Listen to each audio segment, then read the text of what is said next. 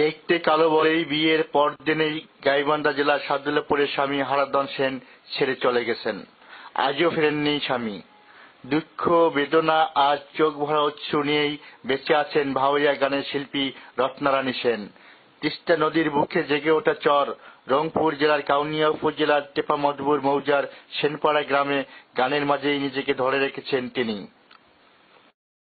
বলছিল, আমার মাকে বলছিল, তোমার মেয়ে কালো, এমন একটা পোশাক নিয়ে দিবে যে সারা শরীর ঢাকা থাকবে, তার নিচে ফর্সা হবে, তো মেয়ের জীবনে ভালো হয়।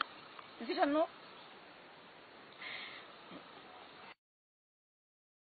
7 ভাই বোনের মধ্যে ছোট এই ভাওয়াইয়া শিল্পী। 5 ভাইয়ের সবাই দিনমজুর। ছোট ভাই সেন্টু সেনের দেয়া একখণ্ড জমির উপর ভাঙা কুড়ে ঘরে বাস করছেন রত্না। বৃদ্ধ বাবা অনিল চন্দ্র সেন ও মা নিবারানী সেন রয়েছেন ভাইদের সংসারে। গান গেয়ে রোজগার, আবার কখনো কখনো গ্রামে দিনমজুরি করে রোজগার করেই জীবন চালাচ্ছেন এই শিল্পী। 31টি নাটক করে 4,500 টাকা আছে। কি কামড়াতেন? আলু তোলা, মানুষের ক্ষেত নিলে, ও আবার নিলে যে বাদাম নিলা, কাজ করতে যেতেন। শত কষ্টেও গান ছাড়েননি। 10ম শ্রেণী পর্যন্ত পড়াশোনা করা রত্নারানী সেন গিয়ে চলেছেন ভাওয়াইয়া, পল্লীগীতি ও রাধারমণ গান। করছেন জনসচেতনামূলক নাটিকা। গ্রামগঞ্জ থেকে তার ডাক আসে গান গাওয়ার জন্য। মাত্র 15 বছর বয়সে বিয়ের পিঁড়িতে বসা এই শিল্পী 35 বছর বয়সেও কাঁদছেন শরীরের রং কালো হওয়ার বেদনায়।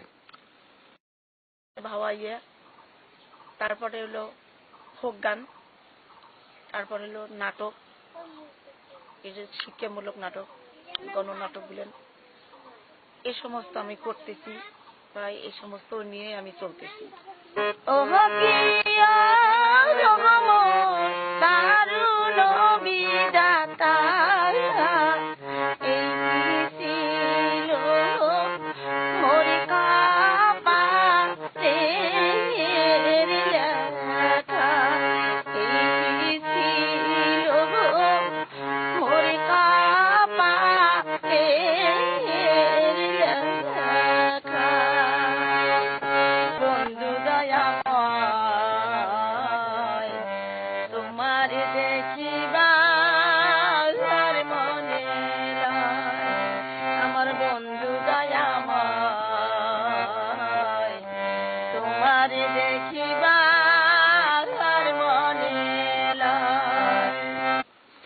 স্বামী সুখ চিরবঞ্চিত এই শিল্পী এখনো বিয়ের পিঁড়িতে বসার স্বপ্ন দেখেন, কিন্তু বাস্তবে কখনো ভাবতে পারেন না।